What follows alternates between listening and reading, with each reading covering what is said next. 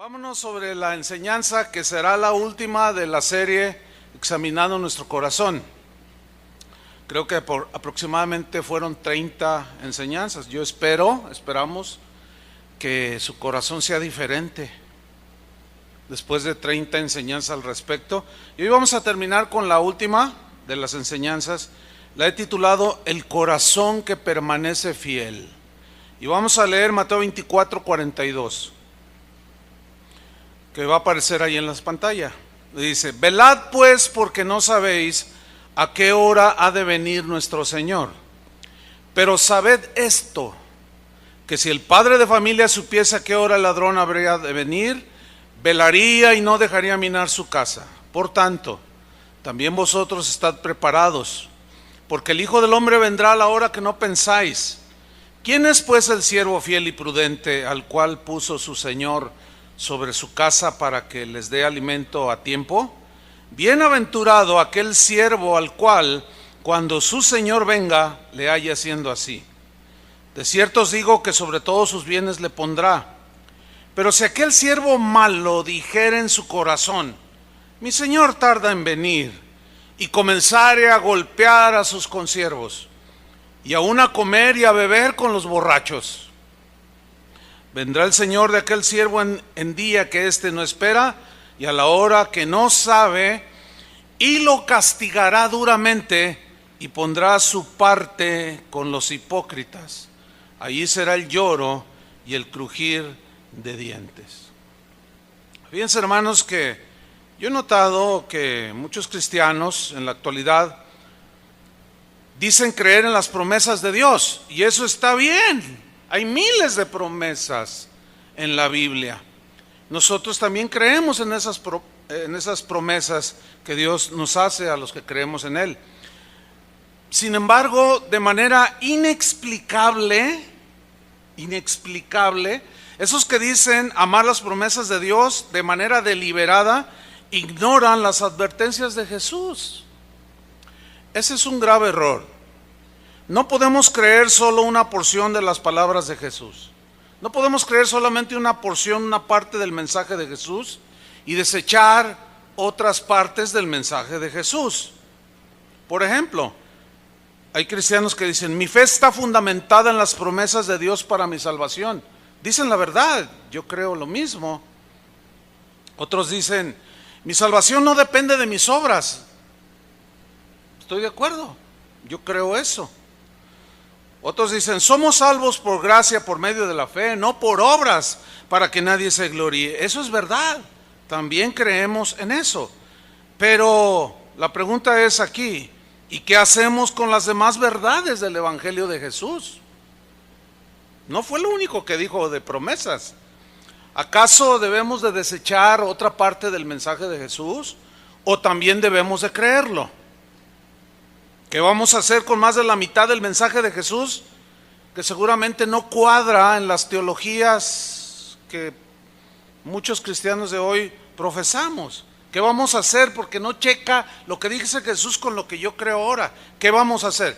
¿Vamos a rechazar lo que dice Jesús y solamente tomar una parte? ¿O también vamos a creer todo lo que dijo Jesús? ¿Ustedes por qué se deciden? ¿Por creer todo o solamente lo que les gusta? Bueno, nosotros hemos decidido creer todo el mensaje de Jesús. Fíjense que el apóstol Pablo le dijo lo siguiente a su discípulo Timoteo. 1 Timoteo 6:3, le dijo así: si alguno enseña otra cosa y no se conforma a las sanas palabras de nuestro Señor Jesucristo. No se conforma significa no le basta el mensaje, no le basta o no está de acuerdo con lo que Jesús dijo, y a la doctrina que es conforme a la piedad, dice: el tal está envanecido, nada sabe, y delira acerca de cuestiones y contiendas de palabras. Como consecuencia nacen, dice, envidias, pleitos, blasfemias, malas sospechas. ¿Todo por qué? Por no conciliar y no bastar el mensaje de Jesús. Y solo reciben una parte y lo demás lo rechazan. Eso no es bueno, ni sabio ni prudente. Ahora, ¿por qué el apóstol Pablo le dijo esto a Timoteo? De que el que no le bastan las sanas palabras de Jesús, fíjate, las sanas palabras de Jesús. Las promesas, qué hermosas promesas, ¿no? Vida eterna a los que creen, dijo. Esta es una promesa maravillosa. De tal manera amó Dios al mundo, que dio su Hijo unigénito para que todo aquel que no se pierda, mas tenga vida eterna. Qué hermosa promesa, ¿no? Qué hermosa promesa que somos sus ovejas y estamos en su mano y nadie las arrebatará de su mano. Qué hermosas promesas, nos dan seguridad, ¿no es cierto? Pero, ¿qué vamos a hacer? ¿Solo creer una parte? Bueno, vamos a ver qué más dice la Biblia al respecto. En Mateo 24:35, Jesús mismo, palabras de él, lo sentenció de esta manera: el cielo y la tierra pasarán, pero mis palabras no pasarán. ¿Qué está diciendo Jesús? Todo va a terminar, mi palabra es eterna, yo no cambio jamás. Lo dicho en el Evangelio, en otras palabras, parafraseando a Jesús, todo lo que dije que está registrado en los Evangelios es palabra de Dios. No me voy a retractar, en otras palabras, ¿sí? El cielo, todo va a pasar, pero mis palabras esas van a permanecer. Y bueno, después de esa sentencia, que este es el contexto anterior a la lectura que tuvimos al principio, en el versículo 36 dice, respecto a su venida: pero del día y la hora nadie sabe. O sea, háganle caso a mis palabras, no van a pasar. Pongan atención, les está diciendo. Ni aun los ángeles del cielo, sino solo mi Padre. Mas como en los días de Noé, así será la venida del Hijo del Hombre. Porque como en los días de Noé, antes del diluvio, estaban comiendo y bebiendo. O sea, estaban en la fiesta, ¿entiende? Estaban dando rienda suelta a todo lo que tiene que ver con la carne, la diversión carnal. Casándose y dando en casamiento hasta el día en que entró Noé en el arca, y no entendieron. ¿Por qué dice no entendieron? No entendieron al mensaje de Noé, que predicaba durante 120 años: vendrá un diluvio, prepárense, arrepiéntanse, y no entendieron. No hicieron caso, dice aquí Jesús. No entendieron hasta que vino el diluvio. ¿Y qué le sucedió? Por haber desatendido el mensaje de Noé, se los llevó a todos. Dice, así también la venida del Hijo del Hombre.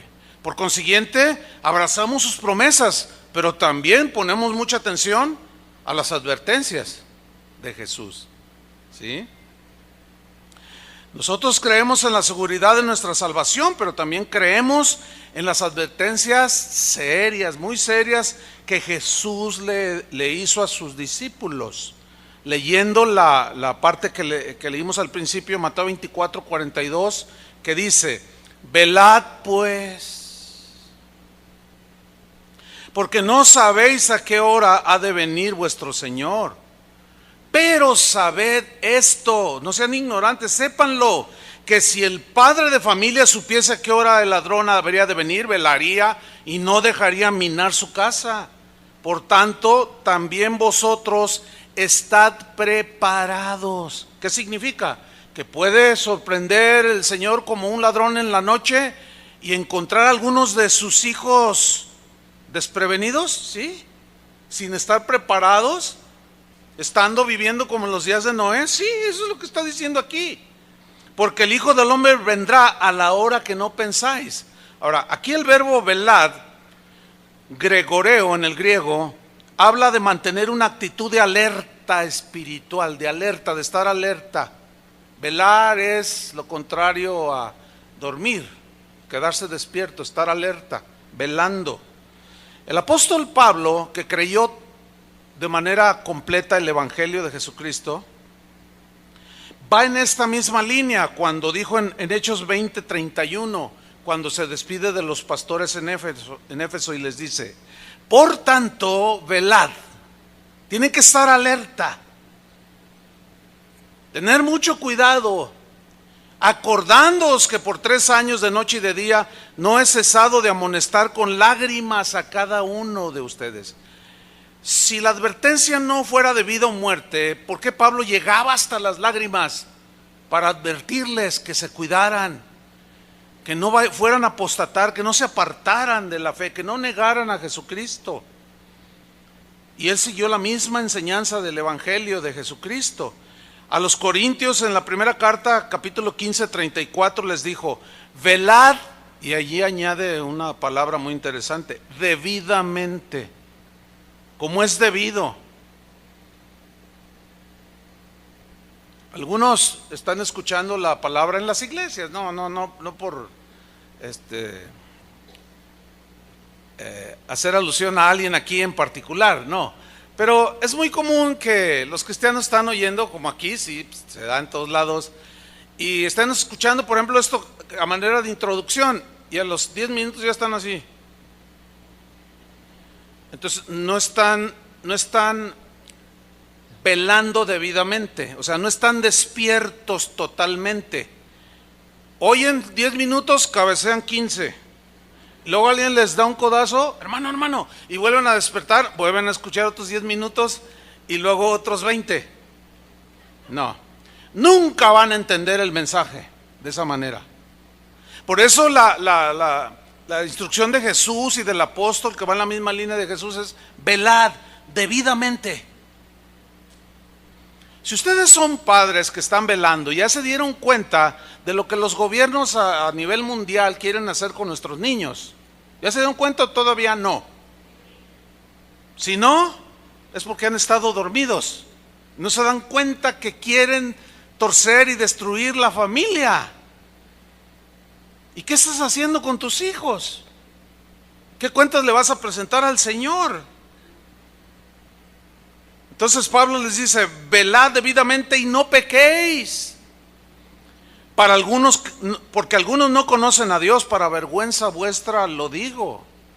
Y les repitió en el capítulo 16, versículo 13, velad.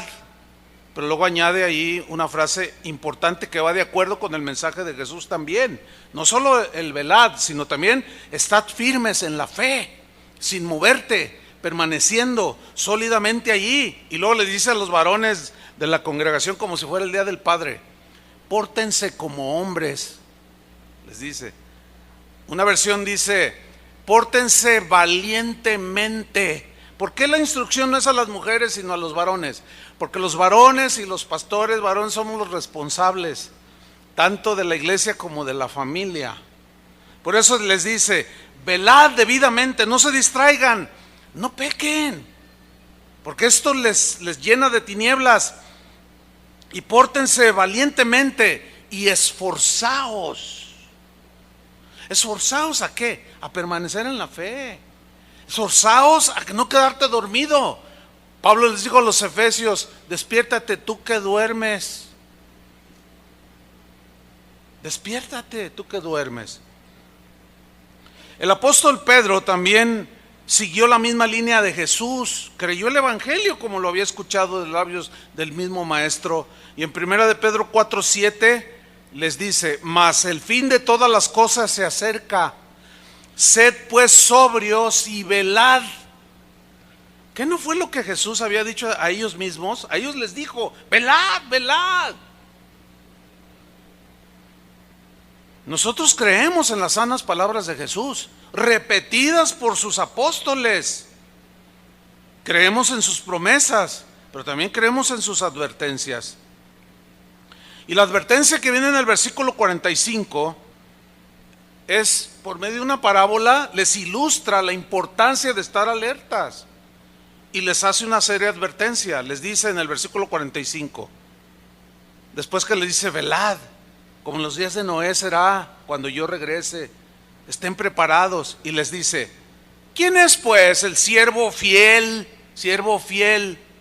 y prudente, al cual puso su Señor sobre su casa para que les dé el alimento a tiempo? Bienaventurado aquel siervo al cual, cuando su Señor venga, lo halle haciendo así. ¿Se acuerdan lo que dijo Jesús? No todo el que me dice Señor entrará al reino de los cielos, sino el que hace la voluntad de mi Padre que está en los cielos? Es decir, que la obediencia cobra aquí un sentido muy importante en la vida de un cristiano. Dice en el 47, de cierto os digo que sobre todos sus bienes le pondrá. Versículo 48, pero si aquel siervo malo dijera en su corazón, mi Señor tarda en venir. Pues, además Él es amor. Y comenzare a golpear a sus consiervos. Esto es una pérdida total del carácter cristiano. Golpear. ¿Sí? Ayer un joven me dijo, pastor, deme un consejo por favor, yo lo vi muy afligido. A ver, dime, joven. Dice, ¿qué hago? Dice, mi papá, bueno, dice, mire, mi mamá se quiere divorciar de él. Ay, ¿por qué? Yo los conozco, ellos no asisten aquí, los papás no asisten aquí, pero yo los conozco. Le digo, ¿cómo? Dice, sí, dice, bueno, usted sabe algo, me dice. Él maltrata mucho a mi mamá, se pelea con los vecinos, maldice,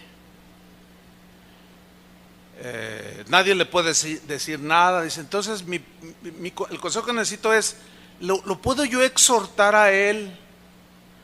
Le dije, bueno, sí puedes hacerlo, pero en la condición en la que está él, no te vaya a golpear. Y la Biblia dice, yo le dije, que no le eches las perlas a los cerdos. Eso lo dijo Jesús, ¿eh? ¿Qué significa? Dice, no le eches las perlas, es las verdades del Evangelio. Ya no le digas nada porque una persona tan insensata, aún diciéndose cristiano, dice, no sea que las pisotee y se vuelva contra ti y os despedacen. O sea, se vuelven violentos. Ya está en un estado tan penoso y vergonzoso por su mal testimonio, que vive como si el Señor nunca fuera a venir. Es lo que le está pasando aquí a este siervo infiel. Y comenzar a golpear a sus consiervos y aún a comer y a beber con los borrachos. Eso se llama libertinaje. ¿Lo alcanzan a ver? No, pues está bien, Dios es amor. ¿Quién no peca? Y él, mira, tú agárrate de sus promesas, que nada te arrebata de su mano. Sí, agárrate de sus promesas, pero también sé fiel. Si permanecéis en mí, mis palabras permanecen en vosotros, dijo Jesús. Pero alguien como este que está describiendo Jesús es un siervo infiel cuya palabra no está permaneciendo en él. Bueno, miren la sentencia de Jesús. Vendrá el Señor de aquel siervo en el día que éste no espera y a la hora que no sabe, y lo castigará duramente. Esa frase, castigar duramente, dicotomeo en el griego, significa cortar en dos partes. Literalmente partir por la mitad, así de un tajo.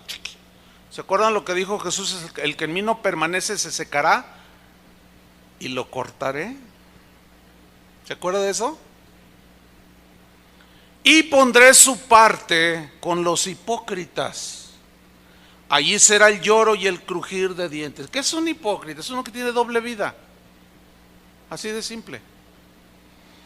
Que dice una cosa y vive otra. Da una apariencia de que vive una piedad con Cristo, pero en realidad no es así. Entonces esta sentencia se aplica a la retribución que recibirán después de esta vida.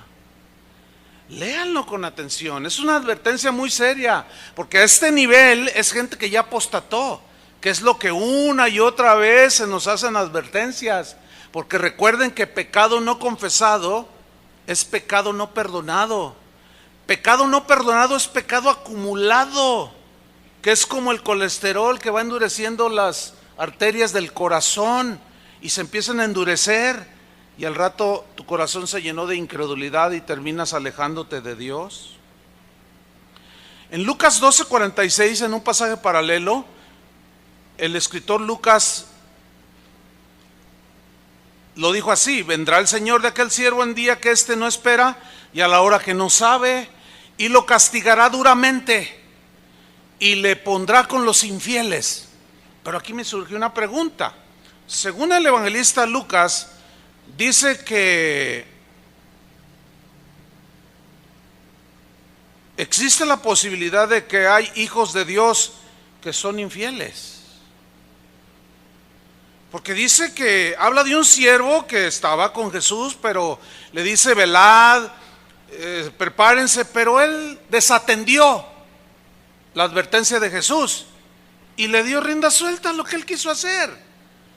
Entonces lo tuvo que castigar y lo lanzará con los hipócritas, con los infieles, dice aquí Lucas. Entonces, ¿acaso hay hijos de Dios infieles cuya infidelidad los alejó de Dios y terminaron abandonando al Señor?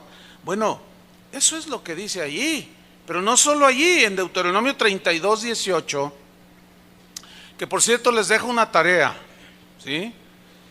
La tarea es, ¿sí la van a hacer? Mira, lea todo el capítulo 38 de Deuteronomio, nada que ver con Apocalipsis. Deuteronomio 38, léalo todo. Es realmente impactante, porque narra allí la rebelión, la apostasía de Israel, de algunos, no todos obviamente, de los que pleitearon con Dios, de los que reclamaron, de los que dudaron, de los que no creyeron y lo menospreciaron al Señor. Y miran lo que está diciendo de aquellos que Él había decidido que fueran sus hijos, el pueblo de Israel. Deuteronomio 32, 18. Dice el Señor: de la roca que te creó te olvidaste. ¿Podrá un creyente olvidarse de Dios? Eso es lo que dice allí. Te has olvidado de Dios tu creador. 19. Y lo vio Jehová y se encendió en ira. ¿Por qué? Por el menosprecio de sus hijos y de sus hijas. Si yo les preguntara a ustedes, ¿han despreciado a Dios? Me dirán que no. ¿Cómo vamos a despreciar a Dios? ¿Saben cuándo lo desprecian? Cuando no se le obedece. Cuando, no, yo sus promesas, eso, ay, usted es muy negativo, usted habla de lo negativo del evangelio. Y ponen un montón, y oyen la palabra y la desprecian. Hermanos, la palabra no es nuestra.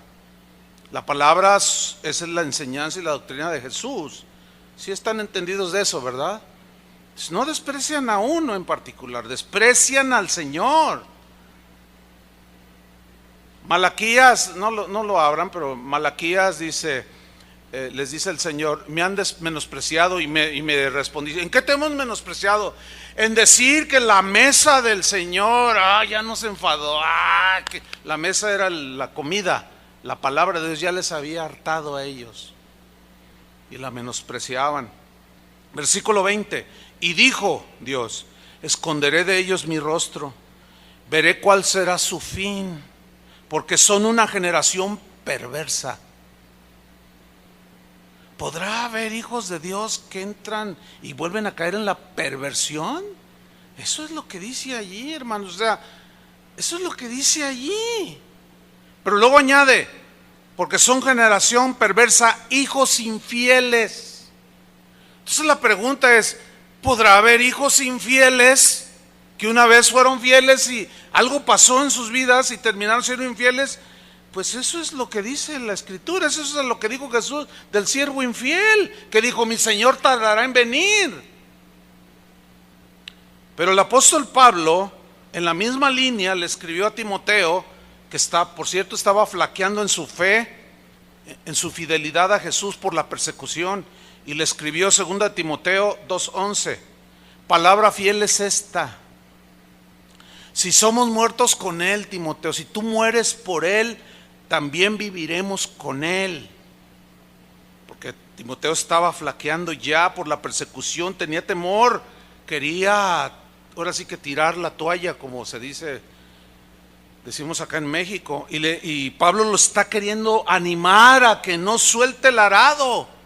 Cuando Jesús dijo: todo aquel que pone sus manos en el arado y mira para atrás no es digno, no es apto para el reino de Dios, así lo dijo, ¿se acuerdan?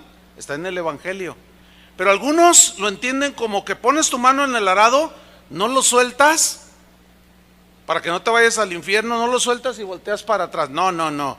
Volver atrás significa soltar el arado y regresarte de donde había salido, apostatar pues de la fe y del Señor.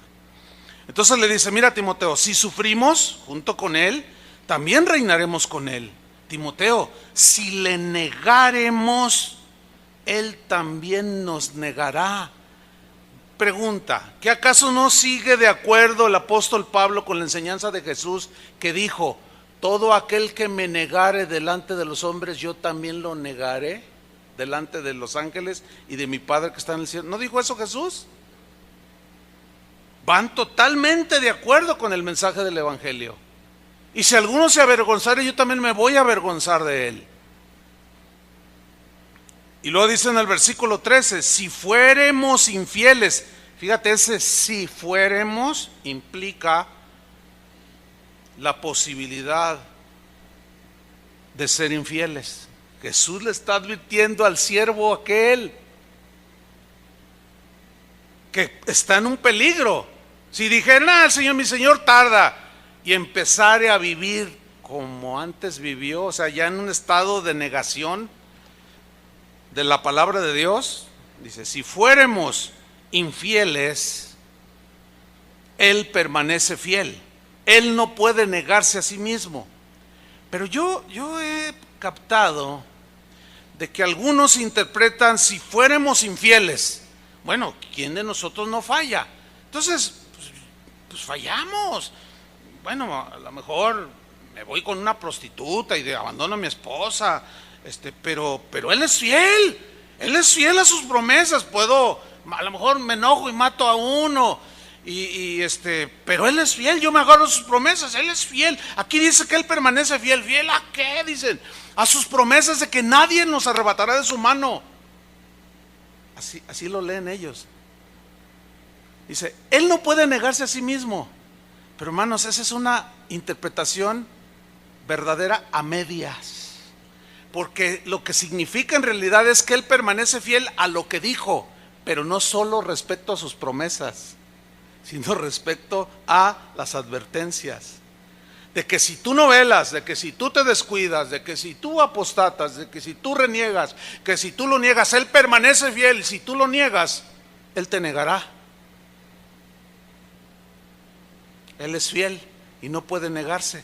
Sus dichos los cumplirá, tanto sus promesas como las advertencias.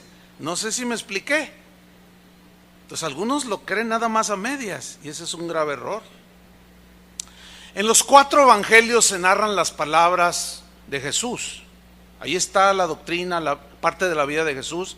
No habla de todo lo que dice, porque el mismo apóstol Juan, que escribió el evangelio de San Juan, precisamente, él dice que estas cosas se escribieron para que creamos en el Hijo de Dios, pero también dijo que hubo otras muchas cosas que Jesús hizo y dijo, pero no todas están escritas. Si no hubiera en el mundo muchos libros, se llenaría este mundo de libros. ¿Se acuerdan ustedes cuando el apóstol Pablo cita lo que Jesús dice? Él cita algo que no está en los evangelios, pero que él dice, como dijo el Señor Jesús, más bienaventurado es dar que recibir.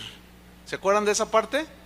Pues eso no está propiamente en los evangelios, pero era parte de la enseñanza. Que no esté escrita en nada altera que no esté. No sé si me expliqué, no se me vayan a confundir, porque luego algunos, como no velan debidamente, están medio oyendo, y luego otros todavía no se reponen de la goliza. Ya déjenlo a un lado, por favor. Pongan mucha atención, es muy importante. Entonces, en los 4 evangelios están narradas las palabras de Jesús, que hay que creerlas todas, tanto promesas como advertencias. Pero resulta que en el libro de Apocalipsis también hay palabras de Jesús, registradas por el apóstol Juan en lo que conocemos hoy como el libro de Apocalipsis, que fue revelado a él cuando estaba exiliado ahí en una isla inhóspita. Dios lo tuvo que retirar un poquito para que nada lo distrajera y él poder recibir este mensaje a 7 iglesias que en realidad representan a la iglesia en toda su historia. y en cada época desde que se fundó hasta la fecha. 7 mensajes que le dijo Jesús al apóstol Juan: escribe a la iglesia, al ángel de la iglesia. El ángel de la iglesia es el pastor, y obviamente el pastor tenía que transmitirlo a la gente. Y vamos a analizar brevemente cada uno de los mensajes que Jesús le dio a cada una de las iglesias de aquel tiempo que estaban ubicadas en Asia Menor. La primera es la iglesia de Éfeso. En Apocalipsis 2:4 le reprocha algo el Señor y le dice: pero tengo contra ti que has dejado tu primer amor. Imagínate que Dios te dijera: tengo algo contra ti. A mí me lo ha dicho 2 veces en mi vida, y créanmelo que me costó mucho trabajo conciliar el sueño. No voy a dar detalles, no tengo el tiempo para hacerlo, ¿sí? Pero sí un par de veces me reprendí: tengo algo contra ti, así claramente, contra ti. Aquí en el caso de los cristianos en Éfeso, han dejado su primer amor. Han dejado ese amor ferviente que sintieron cuando lo conocieron. Algo pasó, empezó a pasar el tiempo y algo comenzó a suceder en sus vidas. Y el típico, ¿verdad?, que está ahí ya con sus 10, 15 años ahí en la iglesia, está sentado y resulta que se sienta allí otro hermano que está recién convertido y está ferviente. Ya se me hace para que empiece la reunión. Cálmate. No, es que el Señor, eso te pasará. Qué espantosos esos. Es que ya te vas a dar cuenta cómo son, empezando por el pastor. Esa gente, qué espantosa, hermano. Y Jesús les dice: tengo algo contra ti. ¿Cómo es alguien que deja de amar? ¿Cómo es un esposo que deja de amar a la esposa? Probablemente aquí hay mujeres que han sentido desgraciadamente esa situación. ¿Qué sienten en su corazón? Si pasamos algunas a testificar, nos contarán cosas muy tristes. Cuando empezaron a percibir que su esposo ya no las amaba como al principio. Entonces Jesús hace algo y les dice: recuerda por tanto de dónde has caído y arrepiéntete. Fíjense cómo los llama al arrepentimiento, porque Él no quiere que perezcan. Y luego les dice: y haz las primeras obras. ¿Cuáles son las primeras obras?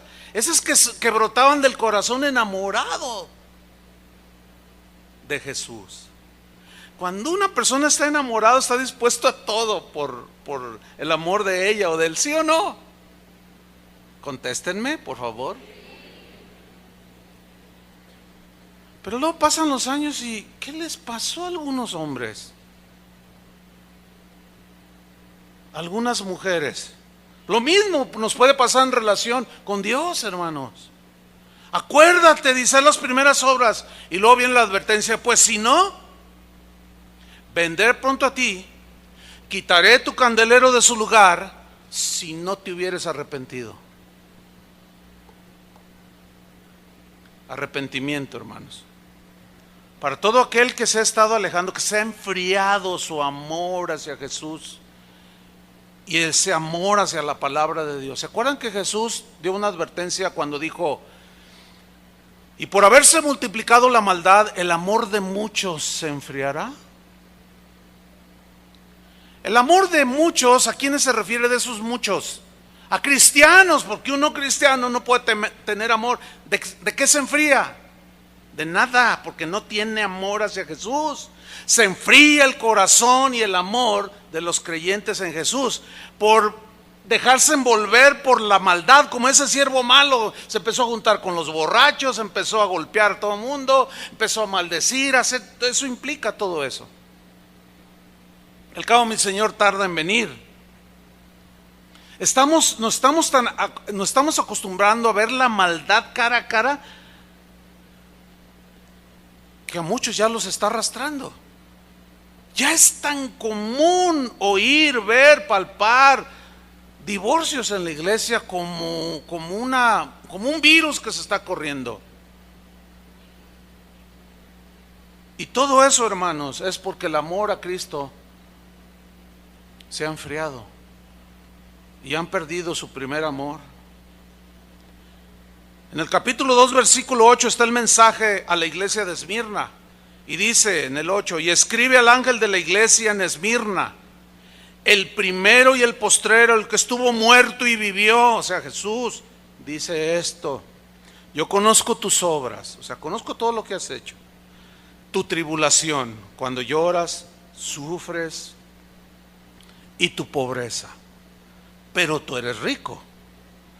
También conozco la blasfemia de los que se dicen ser judíos y no lo son, sino sinagoga de Satanás. O sea, que se decían creyentes, pero en realidad no lo eran, sino eran servidores de Satanás que se habían infiltrado allí. Versículo 10 le hace una advertencia a que perseveren la fidelidad al pastor de Esmirna y a los cristianos. Les dice: no temas en nada, no temas en nada lo que vas a padecer. He aquí, el diablo echará a algunos de vosotros en la cárcel, para que seáis probados y tendréis tribulación por 10 días. ¿Cómo respondería a una advertencia como esta uno de esos cristianos que creen en el pensamiento positivo? ¿Cómo reaccionarían? Te reprendo, Señor Jesús. No lo recibo. Cancelo tus palabras, Señor Jesús. Yo nada más recibo la bendición del Señor. Lo cual demuestra que es una falsa doctrina, en la cual muchos siguen conciliando y los aparta de Dios ese tipo de doctrinas, porque Jesús le está advirtiendo que van a sufrir, y hoy a los cristianos se les enseña que no lo recibas, que reprende al diablo y que átalo, porque dice aquí que el diablo echará a algunos de vosotros. No hay que permitirlo, hermanos. Vamos a atarlo con nudo veracruzano, con nudo ranchero, con nudo vaquero. Miren, hay que amarrarlo para que no recibimos nada. Recibimos las bendiciones. Abro los cielos, dicen. ¿Abre los cielos? El único que los puede abrir es el Señor. ¿Ven cómo nos hemos desviado tan fácilmente por dejar el evangelio y las palabras de Jesús? Entonces Jesús aquí está advirtiendo: van a sufrir. Le está diciendo al pastor, el diablo mismo los va a meter en la cárcel, van a padecer. Pero el Señor les hace una exhortación y les dice: sé fiel. ¿Lo están leyendo ahí? Sé fiel hasta la muerte. Sé fiel. Aparece una palabra muy importante que es la que coordina todo. Es la palabra hasta. Hasta habla de la llegada en una condición y en una situación y en un tiempo, en determinado día. Hasta se refiere hasta el final. Sé fiel hasta el final, hasta la muerte. ¿Por qué le dice sé fiel hasta el final? Porque el que persevera en la doctrina de Cristo tiene a Dios. Así dice, ¿no? El apóstol Juan. Y el que en mí no permanece será cortado. Sé fiel hasta la muerte y yo te daré la corona de la vida. Noten el verbo te daré en futuro. ¿Que acaso el pastor de Esmirna aquí no era salvo? Sí. Y algunos, al no entender el mensaje de las advertencias de Jesús, dicen: entonces ahora tengo que guardar mi salvación por obras. No, pero tienes que demostrar que eres cristiano, porque Dios preparó obras de antemano, buenas obras, para que anduviésemos en ellas, los cuales demuestran que tú perseveras y permaneces en Cristo. Si no demuestras con tus obras, tu manera de vivir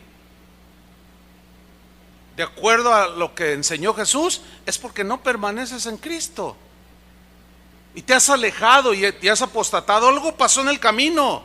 Por eso le dice: sé fiel hasta la muerte y yo te daré la corona de la vida. Y luego hace una advertencia, otra: el que tiene oído, oiga. Entienda, significa lo que el Espíritu dice. ¿A qué? A las iglesias.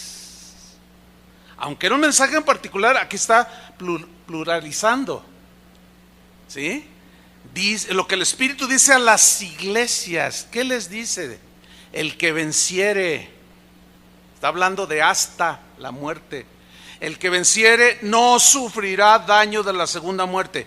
El que venciere implica que puede haber alguien que quede derrotado en el camino, que no veló, que no cuidó, que no atendió las advertencias. Cada vez que yo salgo a una carretera, a algún viaje por carretera, en avión no aplica ahí, pero por carretera sí. Y siempre hago una observación del mapa, de la carretera, etcétera, etcétera, y ahí te va señalando todo. Tomas la carretera, si yo quiero ir a Manzanillo o a Colima, tomo mi auto, Colima, 200 y tantos kilómetros, y vas avanzando, y luego peligro, curvas a 100 metros, disminuye su velocidad, peligro, vado, peligro, hay una vaca ahí, peligro, o sea, ganado que se puede atravesar, pues le meto a 160. No, todas las advertencias están dadas para que las observemos y lleguemos al destino final sin daño alguno. Yo tengo que observar todas esas señales en la carretera.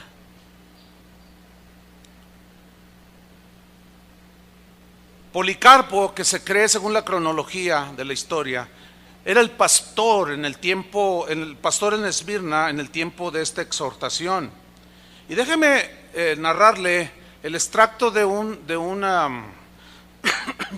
escrito acerca de Policarpo cuando lo apresaron. Él había tenido un sueño, él mismo lo cuenta antes de su martirio, había tenido un sueño que su almohada ardía en llamas, y él despertó y le dijo a uno de sus asistentes, dice, preparémonos, dice, porque ya vienen a prenderme.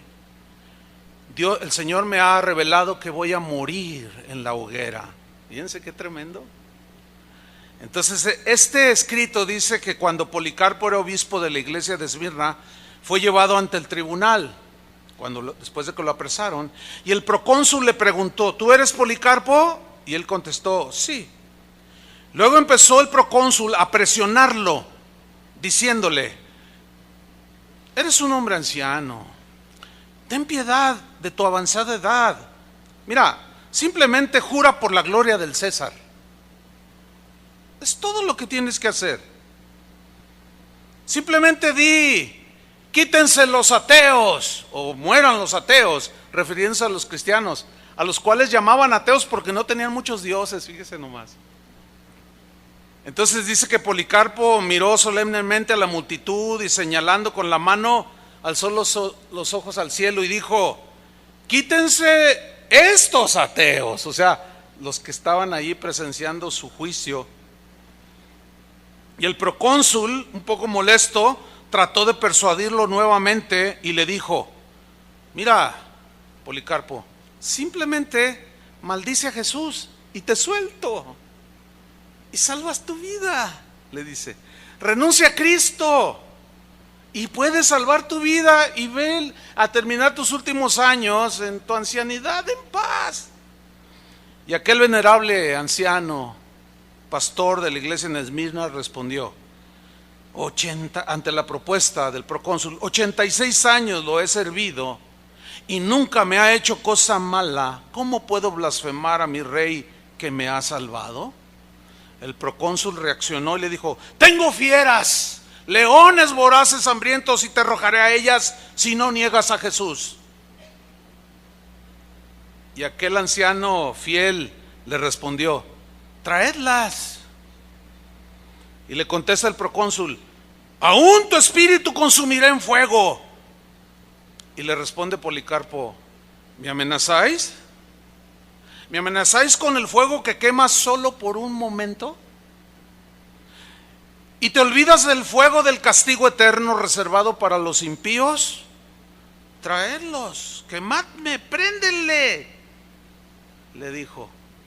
Y sí, efectivamente, así terminó su vida. Aquel fiel pastor murió abrazado por las llamas.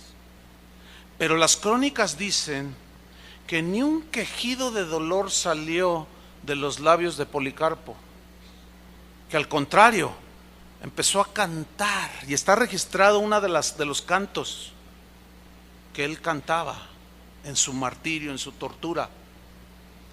Y también terminó agradeciéndole al Señor el haber sido tenido por digno de morir por su causa. Esto es lo que significa un corazón que permanece fiel hasta la muerte. En Apocalipsis 2:13 encontramos el mensaje a la iglesia de Pérgamo, y le dice el Señor a la iglesia, al pastor y a la iglesia: yo conozco tus obras, le dice, sé todo lo que haces y sé dónde moras. Buena atención. Moras donde está el trono de Satanás. O sea, habla de un entorno social totalmente contaminado por satanismo, idolatría, inmoralidad, que Jesús le nombra: tú vives en medio del trono de Satanás. Pero aquí viene algo que es digno de ser resaltado. A pesar de que vivía allí, dice: pero retienes mi nombre. Retienes mi nombre y no has negado mi fe o tu confianza en mí.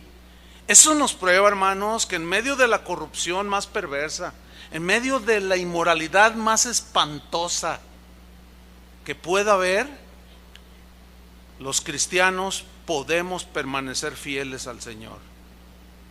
Aquí está.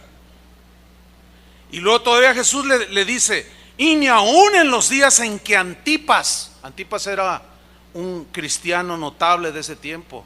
Algunos dicen que era uno de los líderes de la iglesia junto con Policarpo, con el pastor de la iglesia allí en Pérgamo.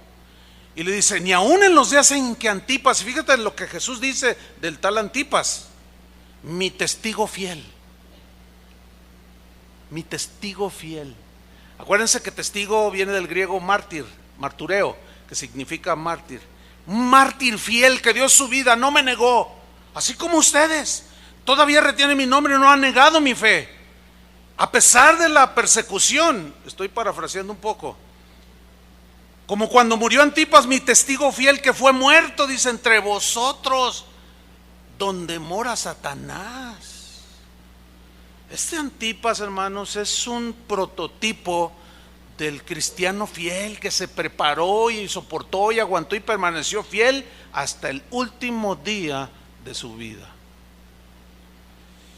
Sin embargo, en el versículo 14 le dice lo siguiente: pero tengo unas pocas cosas contra ti. No eran muchas, eran pocas, pero el Señor nos quiere enteros. ¿Sí o no? El Señor nos quiere enteros.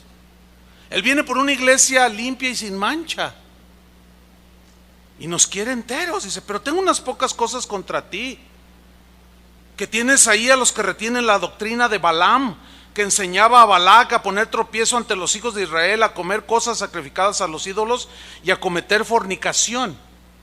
La doctrina de Balaam consistía fundamentalmente en que ese Balaam le dijo a Balac, que era un rey, que apartara a las mujeres más hermosas y entrara con los israelitas y les dijeran: miren, pues órale, lléguenle.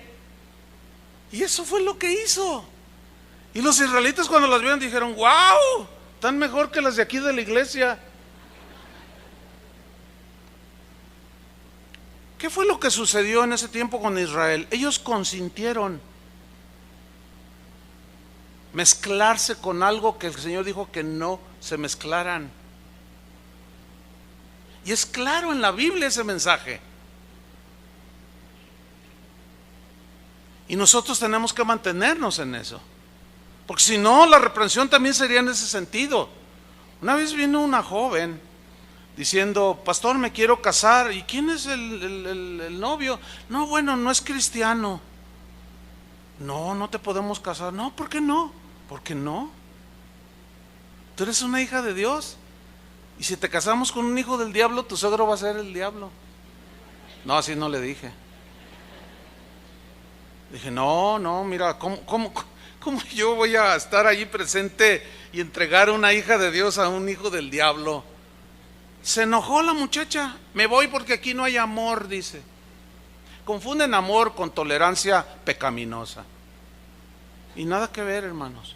Y Dios le está reprendiendo a los cristianos en Pérgamo y al pastor. Retienes a los que tienen la doctrina de Baal ahí, que toleran inmoralidades y cosas que yo rechazo. Y luego en el versículo 15 les dice, también tienes ahí, también los toleras, no has hecho nada a los que retienen la doctrina de los nicolaitas, la que yo aborrezco. En síntesis, hermano, la doctrina de los nicolaitas era una doctrina de libertinaje de tipo sexual. ¿Qué es lo que estamos viendo el día de hoy? Si no es un libertinaje de este tipo en todas las esferas de las sociedades de todos los países en el mundo. La legalización de matrimonios de personas del mismo sexo, la adopción de niños, pero lo peor, ordenación de algunas denominaciones cristianas, ordenación como pastores a gente que abiertamente dice que son homosexuales o lesbianas. Esa es la doctrina de los nicolaitas, hermanos, la permisividad de la inmoralidad que el Señor rechaza. Y por esto, hermanos, será la próxima persecución contra nosotros. Ya se está legislando. Yo no dudo que después de bajar en lo futuro de aquí, llega la poli y me carguen. No lo dudo que se pueda dar ya. Porque nos van a querer prohibir y no vamos a poder decir nada. ¿Qué vamos a hacer? Yo lo tengo definido. Pero me preocupan algunos de ustedes, como le preocupaban a Jesús. Por eso la exhortación al pastor, le dice, haz algo. Yo no puedo tolerar, de lo que vine a liberarlos y a salvarlos y a rescatarlos, no puedo tolerar que una vez que los rescaté, ustedes vuelvan a lo mismo, y menos en mi iglesia, dice el Señor. El viernes nos juntamos a veces varios pastores de casas de oración, y algunos no son de casas, nos juntamos a compartir la palabra. Y surgió un tema, dentro del tema surgió un punto allí que tenía que ver más o menos con esto. Entonces yo le pregunté delante de los demás pastores, dije, oye hermano, oye pastor, ¿ya hiciste la indicación que te dije que hicieras? O sea, que tenía que hablar con una pareja que llegó allí con él, que no debían de estar viviendo juntos, están en adulterio, para que me entienda. ¿Sí? O sea, se ha casado varias veces allí y ha abandonado como le ha pegado su gana, y ahora se agarró a otros. No pueden estar aquí porque de aquí salieron. No, porque si nosotros toleramos una situación así, le estamos enviando un mensaje a ustedes de que se pueden divorciar las veces que quieras, y al rato te caso con aquella hermanita, y el hermanito, bueno, pues ya no te gustó la hermanita de allá, pues te caso con la de este lado. ¿Qué es eso? Imposible. Sin embargo, se está dando en las iglesias. Y fueron a parar allí con este pastor, y tuve que decírselo delante de los demás pastores. ¿No has hablado con ella? No, dice, pues hazlo. ¿Qué no lees? ¿Qué no lees? ¿Qué no estás viendo lo que dice? No, pues sí, lo voy a hacer. Y todavía al final le dije, hazlo. Y te recomiendo que leas el mensaje a las 7 iglesias. Tengo pocas cosas contra ti. Si el Señor no lo tolera, hermanos, ¿nosotros lo vamos a tolerar? Bueno, ahí está la instrucción, pero eso va a provocar ¿qué? Que somos homofóbicos, que somos discriminatorios, un montón de calificativos.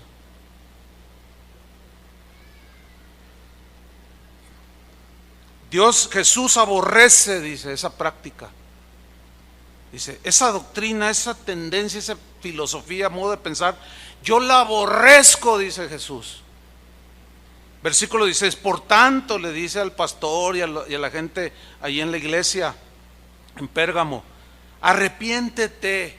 Y le hace una advertencia: pues si no, vendré pronto a ti y pelearé contra ellos con la espada de mi boca. Aquí hay dos cosas que quiero resaltar. El Señor peleando: pelearé, dice yo mismo, con la espada de mi boca. ¿Cuál es la espada de la boca de Jesús? La palabra de Dios, lo que Él dijo. Estoy convencido que por lo menos en los últimos mes y medio el Señor ha estado peleando con algunos de ustedes con la espada de su boca, y todavía siguen endurecidos algunos. El Señor ha estado peleando con ustedes por medio de la predicación, con la espada de su boca, y siguen negándolo, siguen haciéndose que Dios no les habla, siguen tolerando, siguen soportando, siguen congeniando con todo aquello que el Señor rechaza. Pero el Señor dijo la advertencia al siervo infiel: no se va a dar cuenta cuando yo venga por él, o no se va a dar cuenta cuando yo venga. Porque hay dos maneras de enfrentarnos y rendir cuentas con él: cuando te mueres en lo natural, físicamente, que nadie tiene asegurado eso, y la otra cuando venga el Señor. Pero no nos vamos a escapar, vamos a ser llamados. Ya no resistan al Señor, hermanos. No seas de esos que dicen: yo amo las promesas del Señor y me quedo con ellas, y lo demás se está torciendo la doctrina. ¿Cómo torciendo la? Por favor, por el amor de Dios. O recibes todo o no recibas nada. No se nos permite quitarle ni ponerle, porque el que le quita él lo borra, dijo, y el que lo aumenta también. Simplemente estamos repitiéndoles lo que Juan escribió, que Jesús le dictó, y que lo leyeron en todas las iglesias de aquel tiempo. Nada más se los estoy leyendo. Eso es todo. Capítulo 2, versículo 19. Nos encontramos con el mensaje a la iglesia en Tiatira, y le dice: yo conozco tus obras. Fíjense, me gusta esta manera en que Jesús introduce la reprensión y la advertencia a los cristianos en Tiatira. Dice: mira, yo conozco tus obras. Dice: tu amor, tu fe y servicio, y tu paciencia. Habla de carácter, ¿no? De servicio, de amor, de fe, confianza, de buenas obras, o sea, conducta correcta. Dice: y que tus obras postreras son más que las primeras. Todo eso está bien, perfecto. Para eso nos salvó, para que andemos en buenas obras. Versículo 20. Pero no puede dejar la reprensión a un lado, ni la advertencia. Dice: pero tengo unas pocas cosas contra ti, que toleras, soportas, aguantas, te haces de la vista gorda, te haces como que todo está bien, que toleras que esa mujer Jezabel, que se dice profetiza. Aquí no era una mujer literal, era una filosofía, una manera de vivir, aludiendo a aquella mujer llamada Jezabel en el Antiguo Testamento, esposa de uno de los reyes de Acab, que era una mujer ambiciosa, era asesina, era manipuladora, era calumniadora, era avariciosa, era calumniadora, era chismosa, era espantosa señora.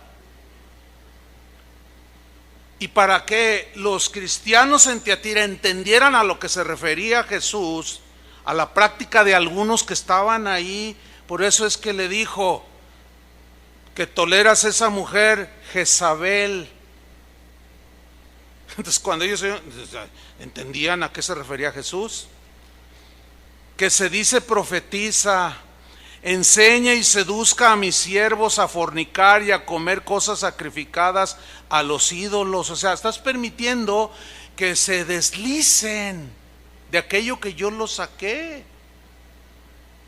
Y le he dado tiempo para que se arrepienta. Noten que está hablando de gente creyente que abrazó herejías y prácticas pecaminosas que los estaban alejando del Señor. Por eso Jesús dice: le he dado tiempo para que se arrepienta, pero no quiere no quiere arrepentirse de su fornicación, no quiere. Y miren lo que viene a continuación, versículo 22. He aquí, yo la arrojo en cama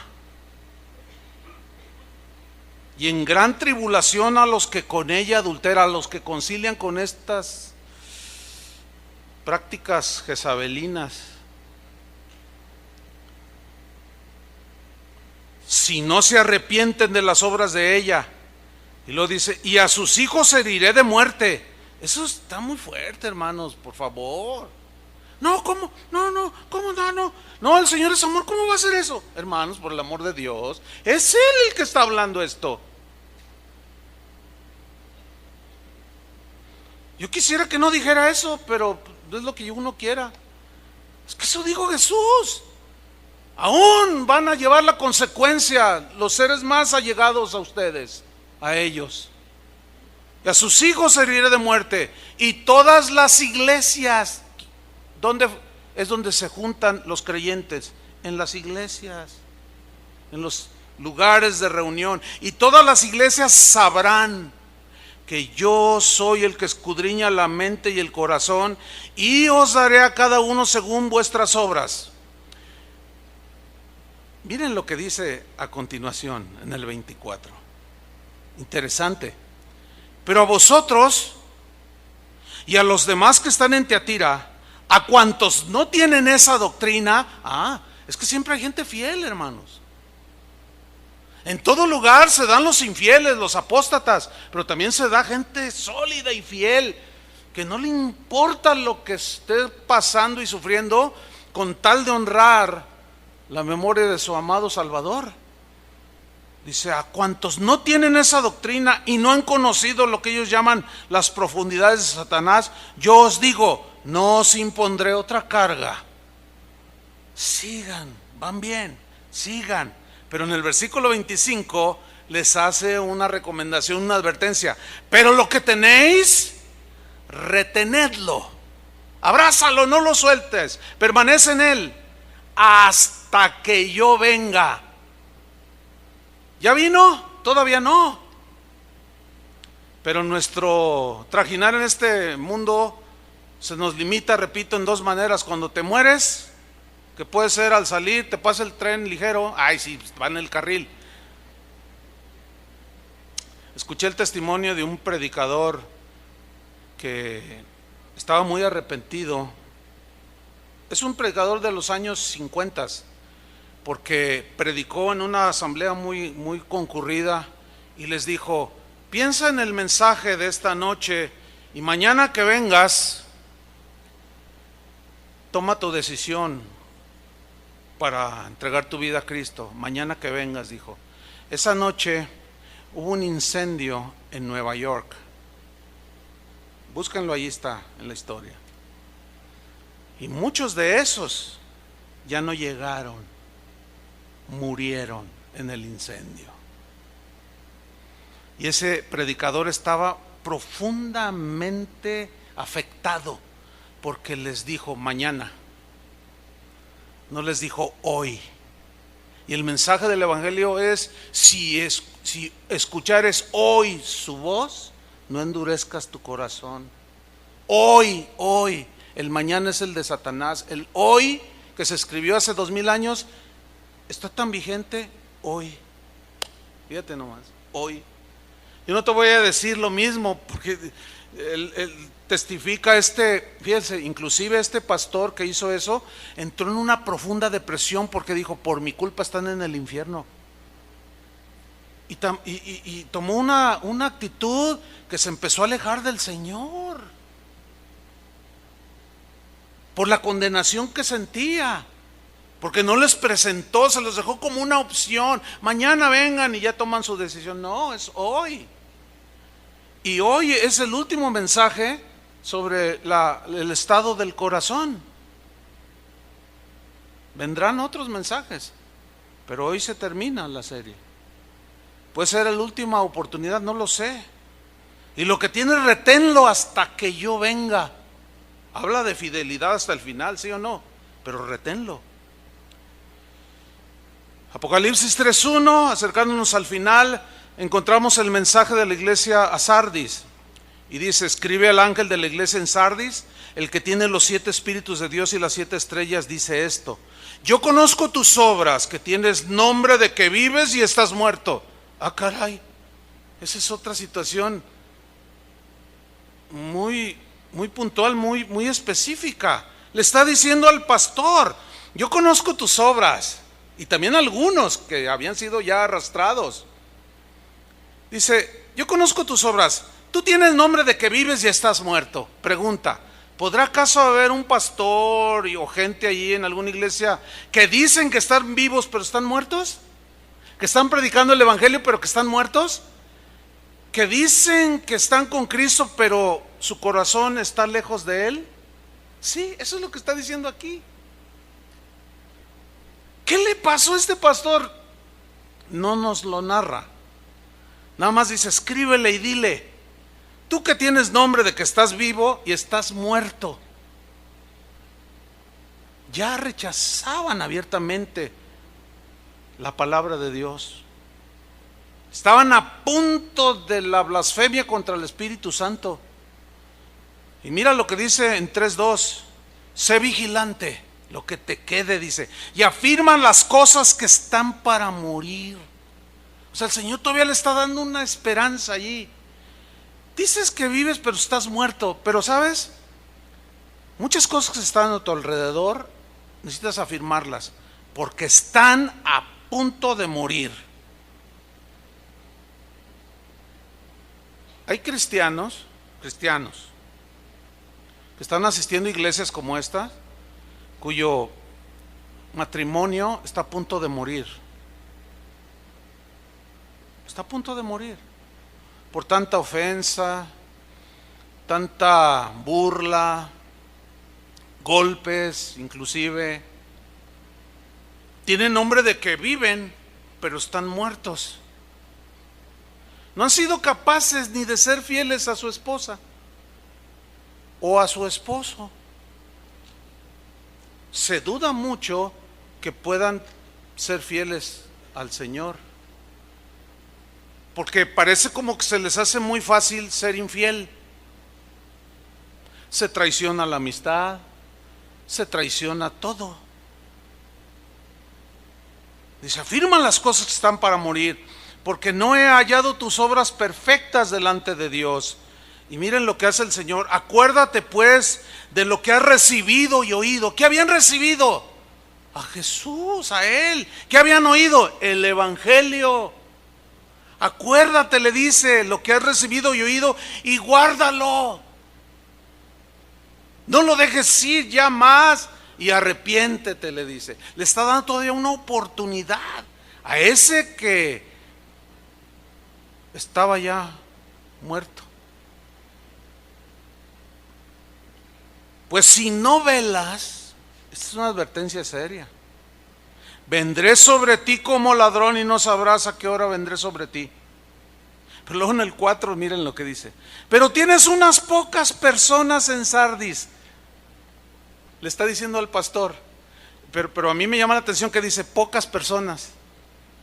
Tienes pocas personas que no han manchado sus vestiduras. O sea, como diciéndole al pastor: mira, esas pocas que quizás era gente que tú ni tomabas en cuenta, han sido fieles, pastor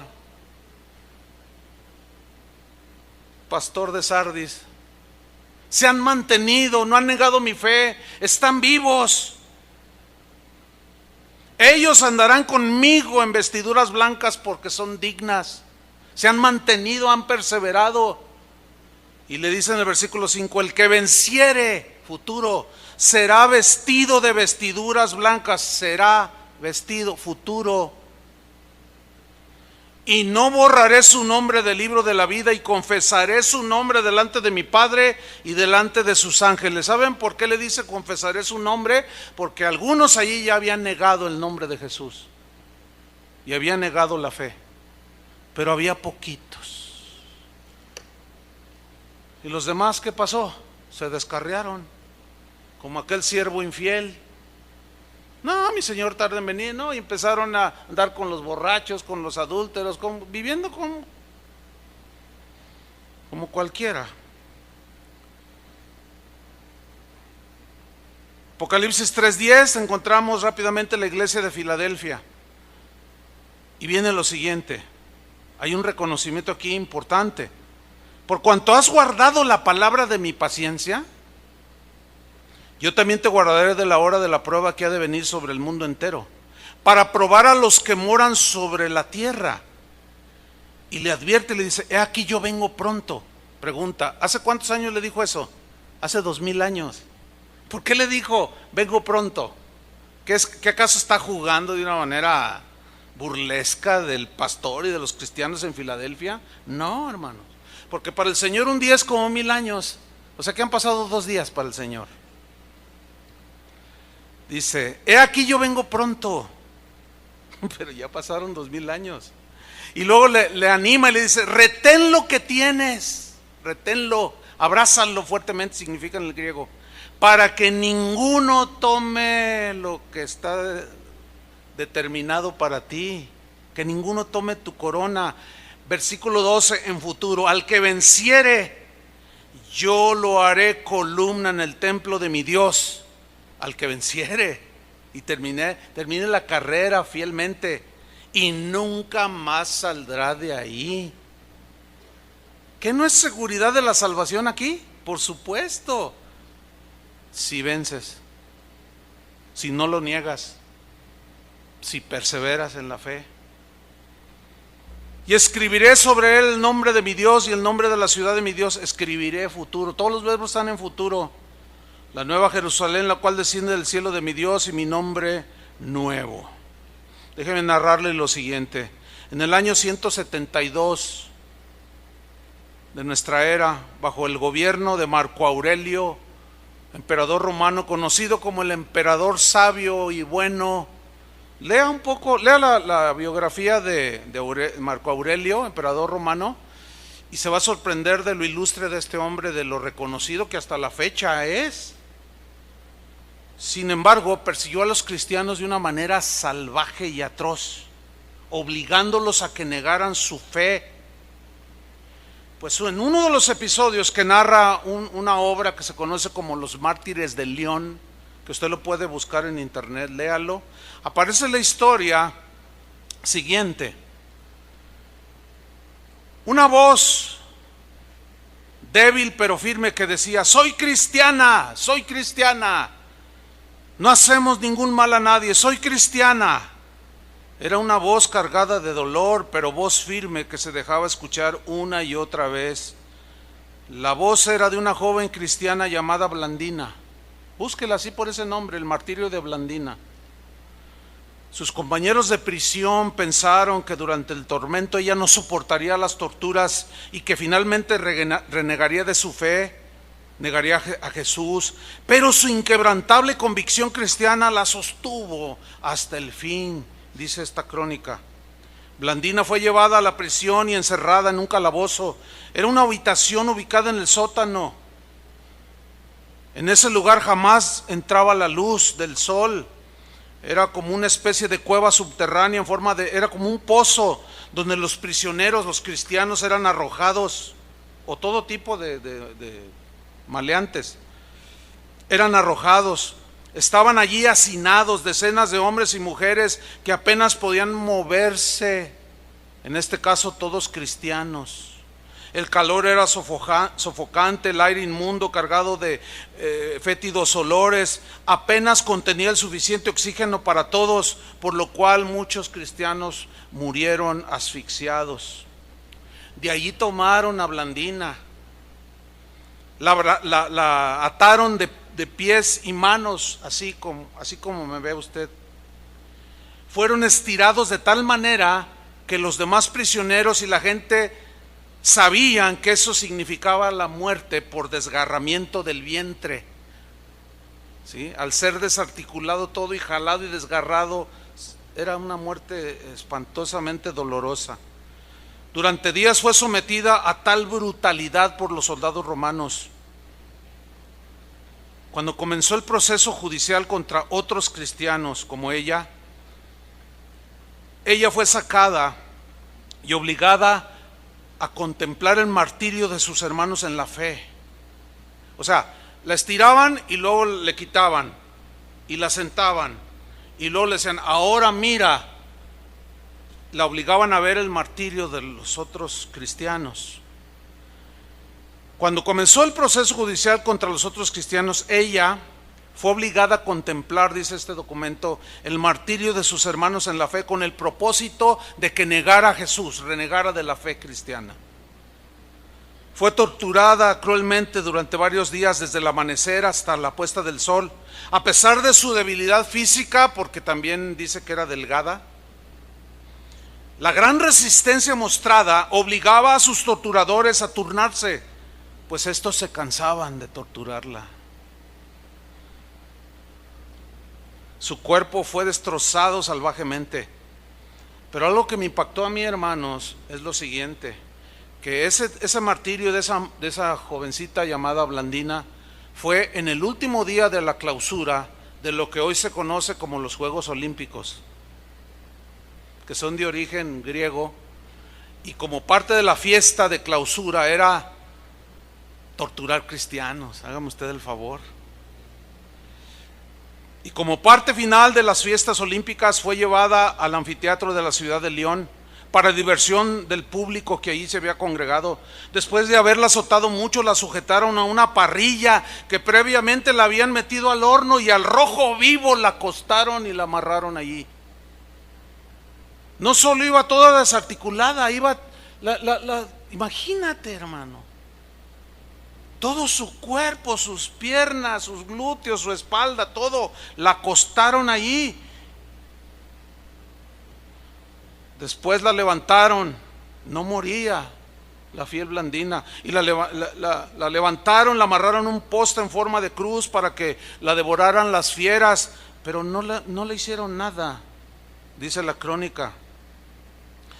Finalmente la pusieron su cuerpo dentro de una red, de esa que usaban los gladiadores, ¿sí? Y le entregaron para que fuera corneada por un toro. Finalmente, cuando aún todavía no moría, desesperados y ya diciendo, bueno, ya hasta aquí, la decapitaron.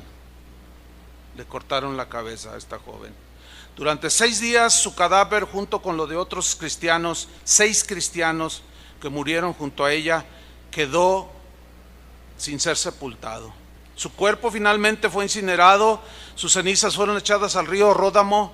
Durante todo su suplicio, este es lo tremendo de esta joven, durante todo su suplicio alentaba a sus compañeros, a sus hermanos en la fe, a permanecer fieles al Señor, y una y otra vez les gritaba alentándoles que no lo negaran, para que Él no los negara aquel día. Más de 18 siglos después, su martirio, hermanos, es como una luz que nos alumbra. Ella, como otros millones de cristianos a lo largo de la historia, estuvieron dispuestos a sellar con su propia vida su convicción y su fe en Jesucristo.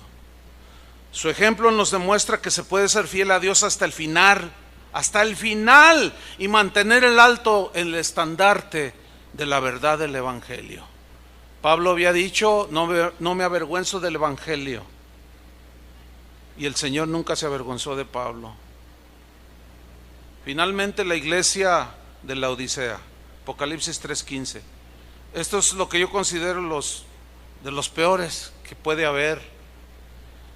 Yo conozco tus obras, que ni eres ni frío ni caliente. Le está hablando a cristianos, hermanos, por favor. Que ni eres ni frío ni caliente. Ojalá fueses frío o caliente, pero por cuanto eres tibio y no frío ni caliente, te vomitaré de mi boca. ¿Qué es lo que se vomita? Perdón por el ejemplo. Lo que no te cae en el estómago. ¿Sabían que un cristiano de esos que hoy en Cristo y mañana no, y luego al rato se van, le tiran la hilacha por allí, y luego no, pues mejor, y luego al rato otra vez, y luego un mes no, y luego otros 15 días sí, y luego no, hoy sí ya me consagro, y a los 15 días, no, mejor no, que todos son iguales, y luego al mes otra vez, no le cae bien en el estómago del Señor. Es fuerte esto, hermanos.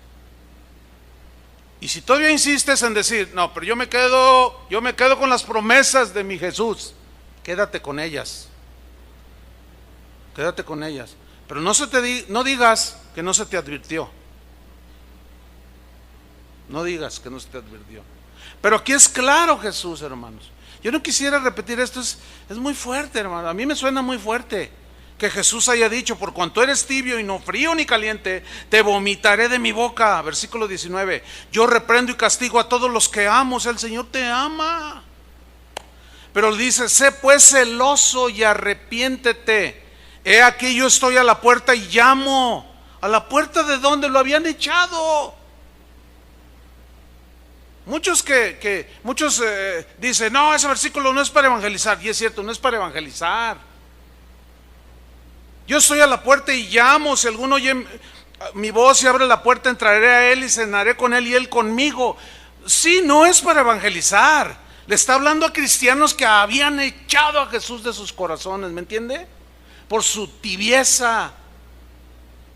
Y ahora él estaba afuera tocándoles, déjame entrar porque te vas a morir. Yo no respondo como diciendo el Señor, pero déjame entrar. Quiero volver a tener la comunión que tuve contigo.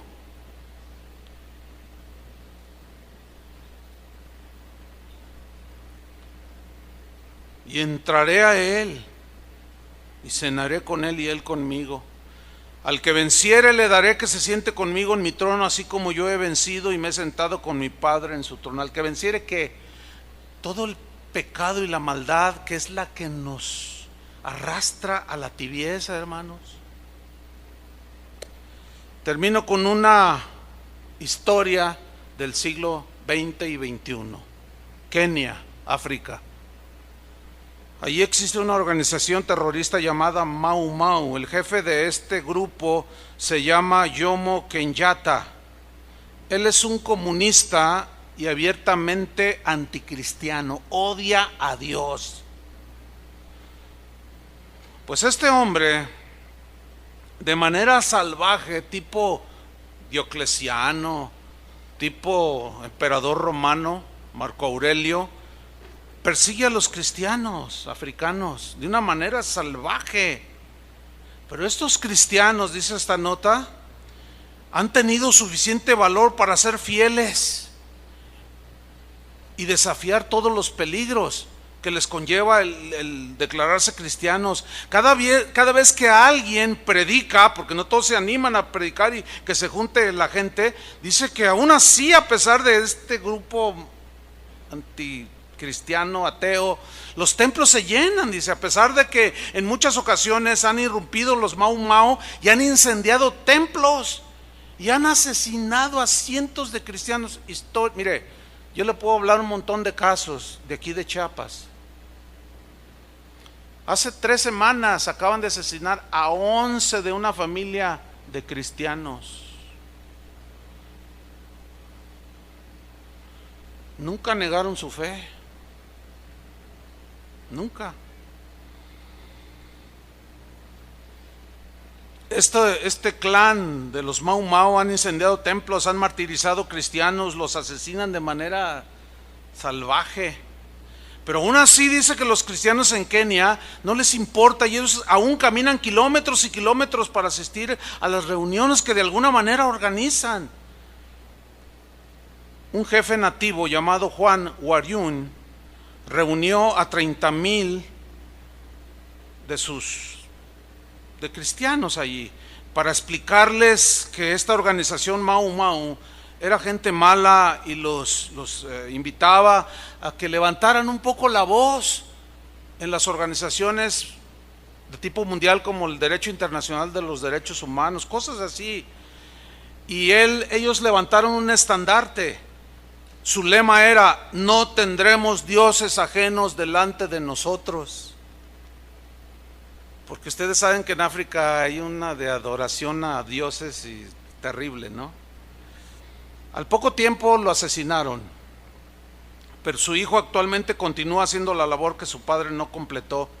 Sin embargo, el hijo de este gran hombre sigue predicando el evangelio, pero ahora en una prisión, en un campo donde está prisionero, donde están los peores criminales de esa zona de Kenia, en África.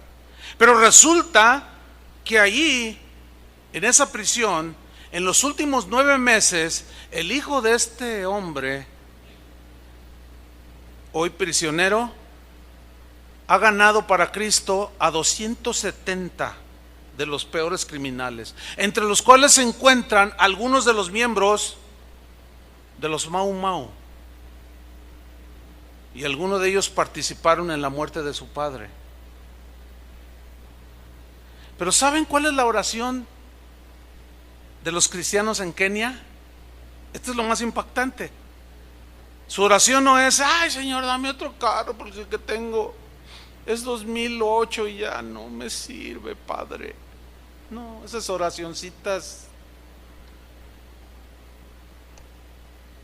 Su oración es esta, bien cortita: Señor, no te pedimos que nos libres del peligro, te pedimos que nos ayudes a permanecer fieles hasta la muerte.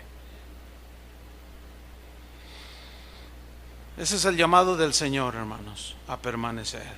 ¿Qué vendrá más adelante? No lo sabemos, pero las cosas no están bien, hermanos. Algunos necesitan que se les informe que las cosas están empeorando, que las cosas se van a poner todavía peor, no van a mejorar, hermano, no van a mejorar. ¿Qué vamos a hacer? Ahí es donde entra la preocupación del Señor y nuestra también, por algunos de ustedes. Algunos son tibios, otros son tolerantes, otros caminan bien y se han guardado, otros de plano han apostatado.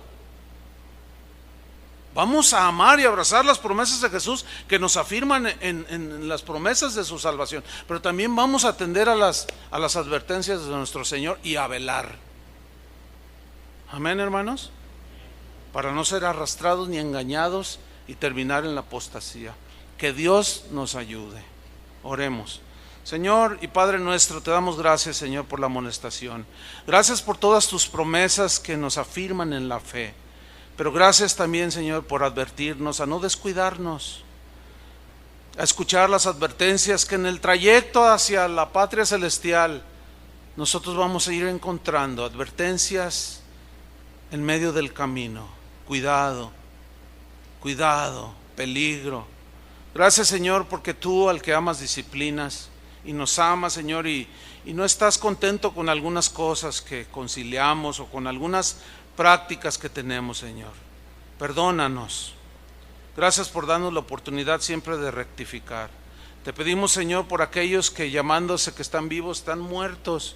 Señor, tú los llamaste al arrepentimiento, diciéndoles que hay una leve esperanza si se arrepienten. Te pedimos por aquellos que en su tibieza han dejado de amarte más que a cualquier cosa. Ayuda, Señor, ten misericordia de nosotros, para que de aquí nadie, al menos de esta congregación, pueda decir en aquel día: a mí no me dijeron. Gracias, Señor, por tu palabra. Abrazamos todo el consejo de Dios, lo creemos y queremos permanecer así hasta el día de nuestra muerte o hasta que tú vengas, Señor. En el nombre de Jesucristo, que tu gracia nos sostenga, Señor. Amén. Que Dios les bendiga, hermanos.